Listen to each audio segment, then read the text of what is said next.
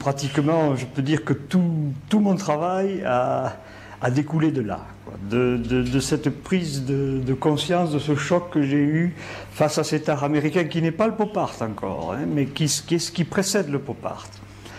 Et donc je me suis engagé dans cette voie, mais en même temps sans y adhérer totalement, parce que j'avais une formation qui était très hispanisante, très littéraire.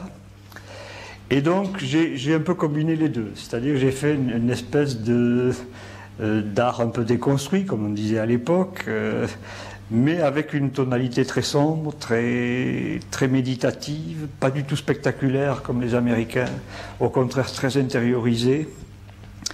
Et donc d'entrée, ça me situait aussi dans des marges.